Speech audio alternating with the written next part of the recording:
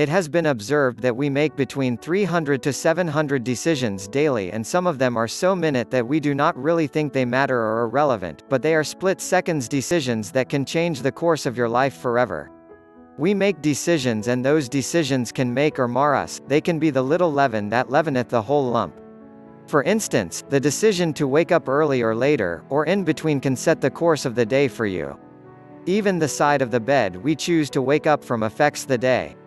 A split outburst of anger in your office can make or mar a lot of things.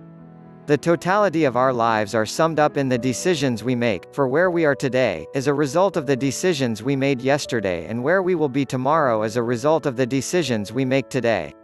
It is funny how a single decision by Eve to eat the fruit in the garden can have such a lasting impact and affect every other person. Have you ever wondered what would have been if she did not make that choice? Our choices and decisions, especially the ones that we think are spontaneous, are often born out of beliefs, desire, and our innermost cry. For instance, Rahab in her belief rose from a prostitute to become a hero of faith in Heb 11 because of a split-second decision she made to hide the spies in her house. At that point, it seemed like an ordinary decision, but it ended up changing her life and that of her family. It ended up engrafting her into the lineage of Christ, a prostitute.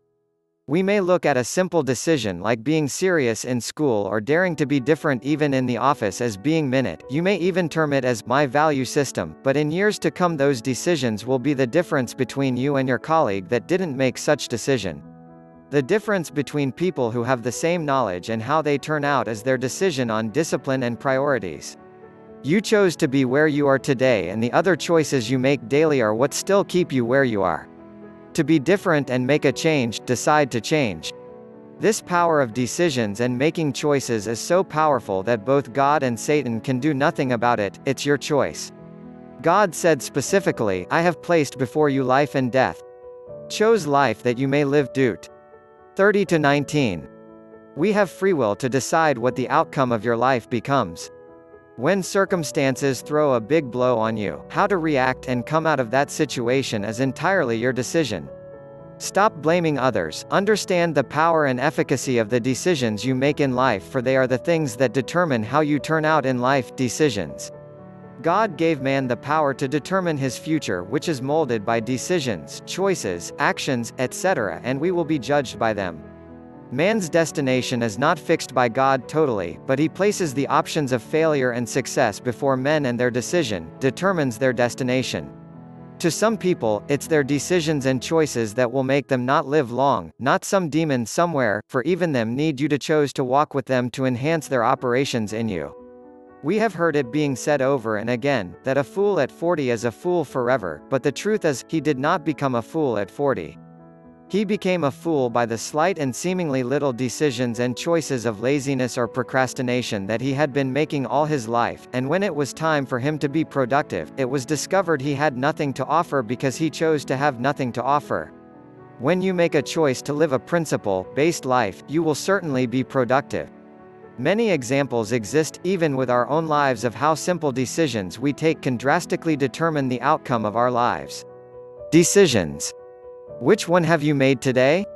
In the light of this training, where will that decision take you in the next 5 years if you become consistent with it? Even though the gift of life is freely given, you choose whether to accept it or not.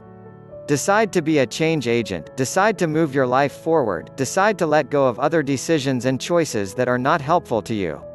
Decide to put the power of your choices to work for you positively. Decide to stop being a victim of your own wrong choices but to make effective choices. Your destination is not fixed, you can decide to follow through with it or not. God cannot make you do anything without your cooperation, willingness, choice and decision. If you want to change the outcome of your life, change your decisions. Even prophecies are not a decided end. Principles overrule prophecies. Life is highly predictable because everything in it was made to follow laid down rules.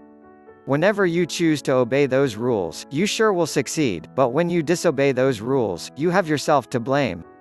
Most of us are governed and ruled by the grievances that some people melted out to us. We decide to hold onto it and never let it go, looking for whom to blame for our failures. Learn to let go of such and take control of your life. Determine what happens to you. Determine the outcome of your life. Do not let someone do it for you. Take responsibility for your choices and see how far your life will go.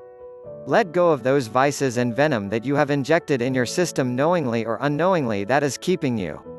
What are those decisions and choices that you have made that have brought progress to your life and vice versa? What conscious decisions will you start making now in the light of this teaching to get you where you want to be?